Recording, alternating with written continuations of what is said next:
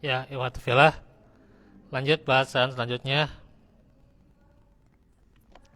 Ini bukan saya lagi mengomentari apa yang sedang viral atau ingin bahas apa yang sedang viral, enggak ya. Yang mengatakan ya penjual es dengan kata yang kasar gitu ya, enggak. Ini memang apa yang kita bahas hari ini ya relate juga dengan kejadiannya gitu ya. Karenanya ini hadis yang jadi pelajaran buat kita. Apalagi orang yang paham akan ilmu, ya orang yang alim, atau dia orang yang jago di mimbar, ya, cerdas di mimbar, tapi dia nggak bisa menjaga lisan, ya, perkataannya susah dijaga, atau sekalinya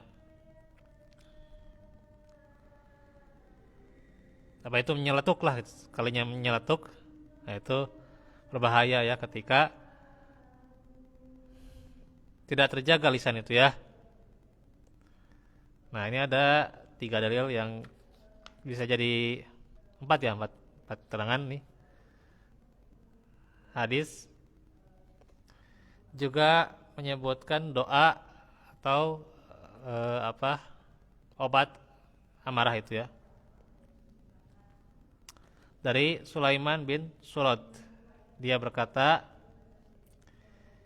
istabba rajulani indan nabi wa nahnu indahu julusun wa ahaduhuma yasubu sahibahu muk doban qadih tamarro wajhu faqala nabi inni la'alamu kalimatan lau qalaha la zahaba anhu ma yajidu lau qala a'udzubillahi minasyaitonir rajim. Ada 2 orang saling mencaci di hadapan Nabi. Nah, ini ya, bahaya mencaci nih, bahaya mencela nih ya.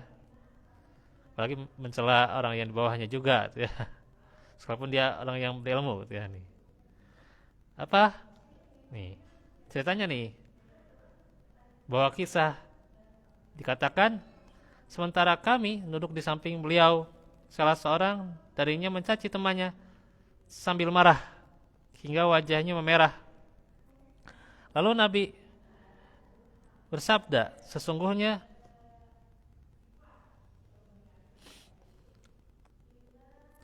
aku mengetahui suatu kalimat yang apabila ia membacanya niscaya kemarahannya itu akan hilang.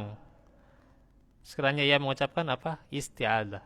A'udzubillahi minasyaitonir rajim. Ya. Hadis riwayat Al-Bukhari. Jadi salah satu obat marah atau kita ketika ingin marah itu terluapkan, terlampiaskan, isti'adzah, gitu ya. Karena apa itu? Marah itu dari setan, ya. Dan kita berlindung dari setan, ucapkan isti'adzah. Ya.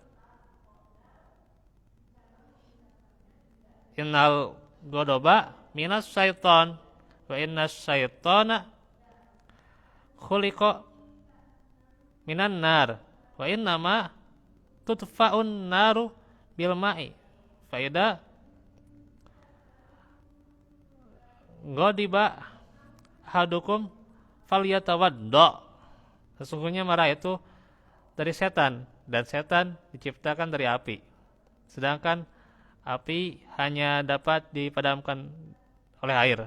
Maka jika salah seorang di antara kalian marah, hendaknya dia berwudu. Riwayat Ahmad, Abu Daud dari Atiyah radhiyallahu anhu. Atiyah ini perempuan ya, radhiyallahu anha ya, betul. Jadi ini tentunya harus diperhatikan caranya apa untuk menangkal sifat amarah itu dengan istiazah atau diantaranya berwudu ya.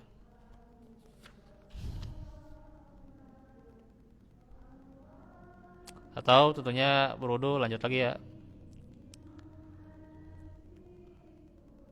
Apa lanjutnya setelah berwudu? Ya sholat mutlak ya gitu. Itu diperbolehkan ya. Sholat 2 rakaat. Dari Nabi bersabda, "Ida ghadiba hadukum wa huwa qaimun falyajlis fa in dhahaba anhul ghadabu wa illa falyat taji." Jika salah seorang di antara kalian marah sementara ia sedang berdiri, nah, maka dia harus duduk ya. Jika kemarahan itu masih ada ya. Nah, itulah yang diharapkan. Tentunya reda ya, inginnya reda, tapi kalau enggak dia berbaring ya. Jadi kalau kemarahan itu reda, itu yang diharapkan, tapi kalau enggak berbaring gitu ya. Jadi semakin merendah posisi kita, kalau kita mau marah segeralah duduk gitu ya, semakin merendah. Rendahkan lagi kalau nggak bisa dengan berbaring gitu ya. Sekarang kalau berbaring lagi tiduran gitu ya, itu susah marah justru ya. Gitu. Karena dia posisinya apa? Istirahat ya. Jarang ya orang bisa marah-marah ketika dia lagi tiduran ya gitu. Itu ya. Riwayat Ahmad, Abu Daud dari Abi Dzar Al-Ghifari. Dan berkata Luqman, ada 3 orang yang mereka tidak akan diketahui kecuali pada 3 keadaan. Yang pertama, tidak akan diketahui seorang penyabar kecuali ketika dia sedang marah ya gitu. Tidak akan diketahui seorang pemberani kecuali ketika dia sedang perang. Dan tidak akan diketahui seorang itu ya. Tidak akan diketahui seorang itu benar-benar saudara ketika dia sedang dibutuhkan. Apa kalau sedang dibutuhkan? Ya bantu gitu ya. Ya, bantu ya, bukan apa seenak dewe gitu ya. Harus bantu saudaranya itu ya. Kalau bantu saudaranya berarti dia, nah itu dia adalah orang yang peduli itu ya, gitu. Perhatian itu ya. Ya sekecil apapun itu ya. Demikian tuh hadis-hadis yang menjelaskan tentang obat amarah ya.